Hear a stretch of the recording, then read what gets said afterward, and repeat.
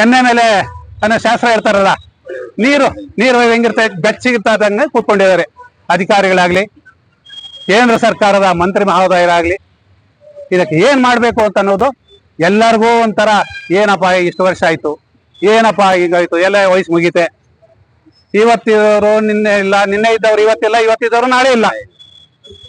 ಅವ್ರ ಉದ್ದೇಶ ಇಷ್ಟೇ, ಲೇಟ್ ಮಾಡಿದಷ್ಟು ಖಾಲಿ ಆಗ್ತಾ ಇರ್ಲಿ. ಒಂದು ತಿಂಗಳಿಗೆ 5,000 10,000 ಹೋಗ್ತಾ ಇದ್ದಾರೆ ದೇಶದಾದ್ಯಂತ. 5 ರಿಂದ 10,000 ಜನ ಸಾಯ್ತಾ ಇದ್ದಾರೆ.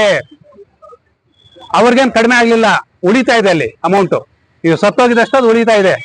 ಪಿ ಎಫ್ ಟ್ರಸ್ಟಿಯಲ್ಲಿ ಬೇಕಾದಷ್ಟು ಜನ ಕೋಟಿಗಟ್ಟೆ, ಸುಮಾರು ಒಂದು 20 ಲಕ್ಷ ಕೋಟಿ ಮೇಲೆ ಇದೆ ಅಂತ ಅಂದ್ಬಿಟ್ಟು ನಮ್ಮ ಇದರಲ್ಲಿ ಮಾಧ್ಯಮ ಇದರಲ್ಲಿ ನೋಡ್ತಾ ಇದೀವಿ. 20 ಲಕ್ಷ ಕೋಟಿ ಅಂದ್ರೆ ಎಲ್ಲಾರು ರನ್ನಿಂಗ್ ಅಲ್ಲಿ ಇರೋದು, ರಿಟೈರ್ಡ್ ಆಗಿರೋರು ಎಲ್ಲ. ಅದರಲ್ಲಿ ರಿಟೈರ್ಡ್ ಆಗಿಬಿಟ್ಟಿರೋರು ಅನ್ಕ್ಲೈಮ್ಡ್ ಅಮೌಂಟ್ ಅಂದ್ರೆ ಮಧ್ಯದಲ್ಲಿ ಯಾವ್ಯಾವ ಪ್ರೈವೇಟ್ ಅಲ್ಲಿ ಕಂಪನಿಗಳಲ್ಲಿ ಅಲ್ಲಿ ಫ್ಯಾಕ್ಟ್ರಿಯಲ್ಲಿ ಕೆಲಸ ಮಾಡಿ ಕ್ಲೈಮ್ ಮಾಡ್ಕೊಂಡಿರಲ್ಲ ಅಂತದು. ಅದಕ್ಕೆ ಬಡ್ಡಿಗೆ ಬಡ್ಡಿ ಎಲ್ಲ ಸೇರ್ಸಿ ಅಲ್ಲೇ ಇದೆ. ಅವ್ರಿಗೇನು ಬಂದಿರೋದು ಅದರಲ್ಲಿ ಒಂದು 25% ನಮ್ಗೆ ಕೊಡಕ್ಕೆ 25% ಸಾಕು. 6,500-7,000 ಕೊಟ್ಟರು ಕೂಡ 5 ರಿಂದ 6,000 ಕೋಟಿ ಒಂದು ತಿಂಗಳು ಖರ್ಚಾಗುತ್ತೆ. ಒಂದು ತಿಂಗಳಿಗೆ 40 ರಿಂದ 50,000, ಒಂದು ವರ್ಷಕ್ಕೆ 40 ರಿಂದ 50,000 ಕೋಟಿ. ಅವ್ರು ಬರ್ತಾ ಇರೋದು 80,000 ಕೋಟಿ ಮೇಲಿದೆ.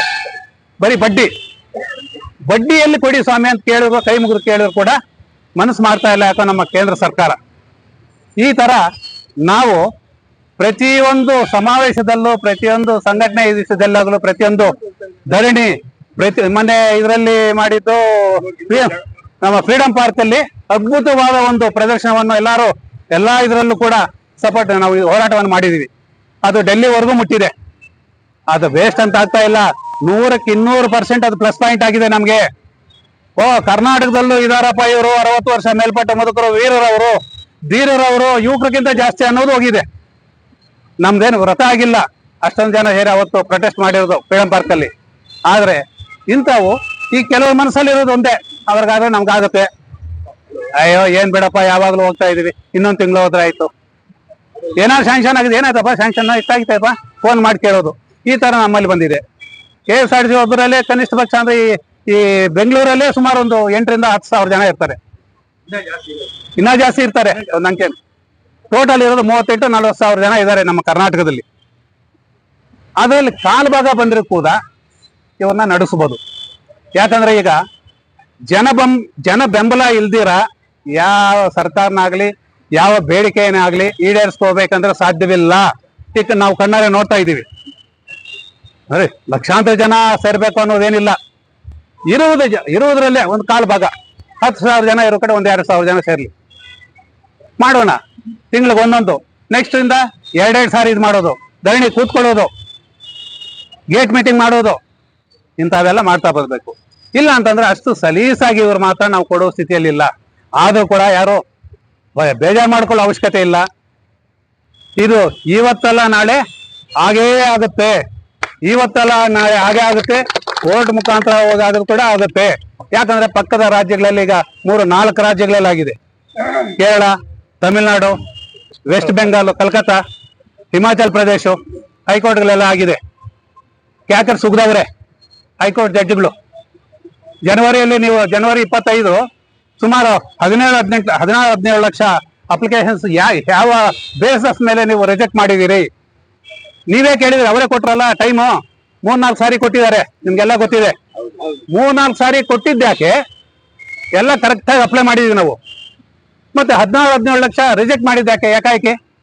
ಅವ್ರ ಇಷ್ಟಾನುಸಾರ PF ಅಧಿಕಾರಿಗಳು ಅದನ್ನೇ ಈಗ ಪ್ರಶ್ನೆ ಮಾಡಿದ್ದಾರೆ ಹೈಕೋರ್ಟ್ ಅಲ್ಲಿ. ಎಲ್ಲ ಕಡೆ ಆರ್ಡರ್ ಆಗ್ತಾ ಇದೆ. ಆವಾಗ ಎಲ್ಲಿಗೆ ಹೋಗ್ತಾರೆ ಅವರು?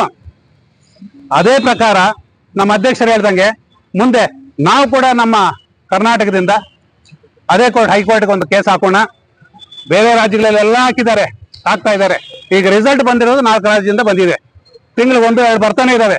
ಅದಕ್ಕೋಸ್ಕರ ನಾವು ಸುಮ್ಮನೆ ಇರೋದು ಬೇಡ, ಕಾನೂನು ಹೋರಾಟನೂ ಮಾಡೋಣ, ಶಕ್ತಿ ಪ್ರದರ್ಶನನೂ ಮಾಡೋಣ. ಒಂದೇ ರೂಟಲ್ಲಿ ಹೋಗೋದು ಅವಶ್ಯಕತೆ ಇಲ್ಲ. ಒಂದೇ ರೂಟಲ್ಲಿ ಹೋದ್ರೆ ಸ್ವಲ್ಪ ಯಾಕೋ ನಾವು ಜೀವಂತವಾಗಿರುವಾಗಲೇ ನಮ್ಮ ಪೆನ್ಷನ್ ನೋಡಕ್ಕಾಗಲ್ವೇನೋ ಅನ್ನುವ ಪರಿಸ್ಥಿತಿ ಅನುಮಾನ ಬರ್ತಾ ಇದೆ ಸ್ನೇಹಿತರೆ. ಅದಕ್ಕೋಸ್ಕರ ಸಾಧ್ಯವಾದಷ್ಟು ನಮಗಿರುವ ಈ ವಯಸ್ಸಲ್ಲೇ ನಾವೇ ಆ ಪೆನ್ಷನ್ ಏನಿದೆ ಅಂತ ಅನುಭವಿಸ್ಬೇಕು ಅಂತಂದ್ರೆ 2-3 ಹೋರಾಟಗಳು ಹಮ್ಮಿಕೊಳ್ಳಬೇಕಾದ ಅವಶ್ಯಕತೆ ಇದೆ. ಒಂದು ಕಾನೂನು ಹೋರಾಟ, ಇನ್ನೊಂದು ಜನಪ್ರದರ್ಶನ, ಶಕ್ತಿ ಪ್ರದರ್ಶನ. ಇದೇ ತರ ನಾವು ಬಿಡುವುದೇ ಇಲ್ಲ.